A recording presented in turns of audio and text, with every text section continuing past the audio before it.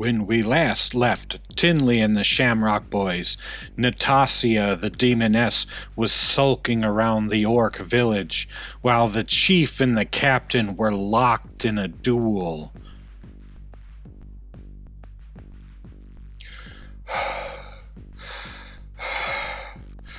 Oh man, I'm still hurt from before.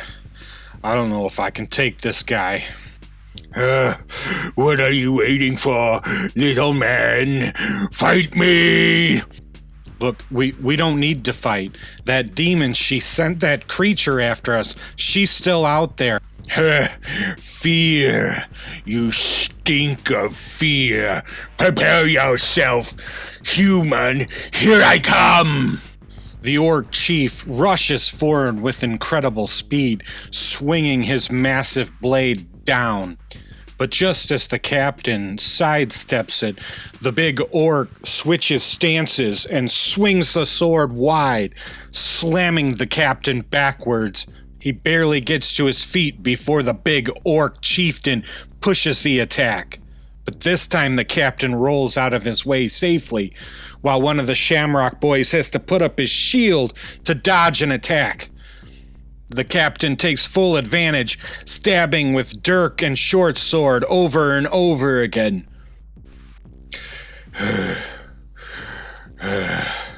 You're fast, human. Not so bad yourself. Dodge this if you can. But the captain did, stepping aside from the big orc's rush and slipping his blade up into the orc's side.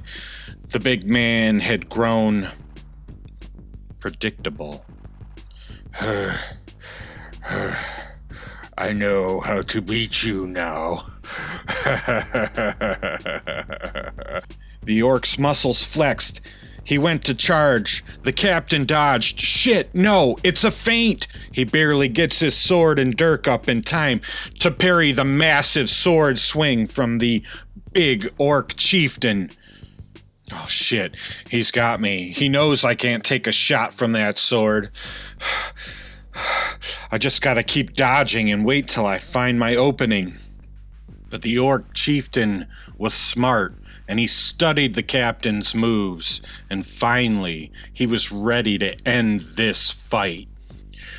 Submit to me, man thing, or I'll kill you.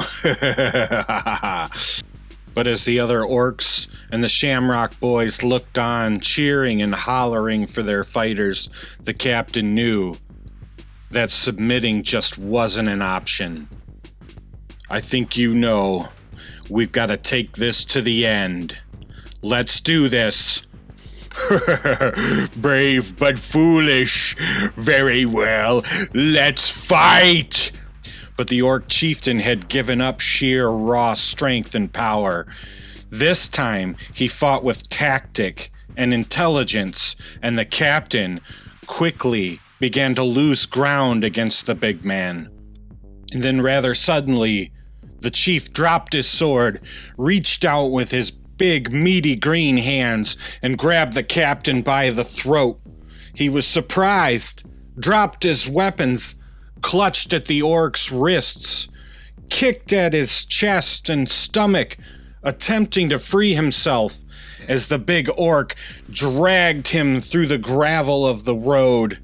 He pushed the captain's face down into the stone and ground his skull against the rock and kicked the captain to the side. That was it. He was done. He had no more left.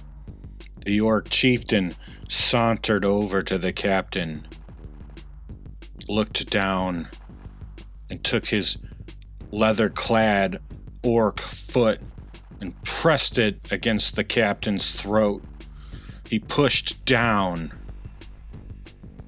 Death is too good for you. Submit. Submit in front of mine and your men.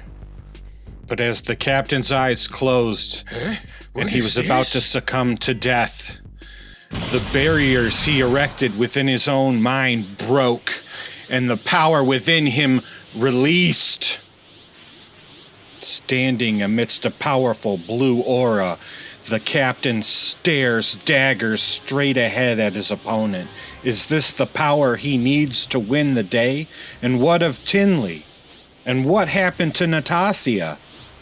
All the answers and more. Stay tuned for the next episode of Tinley and the Shamrock Boys.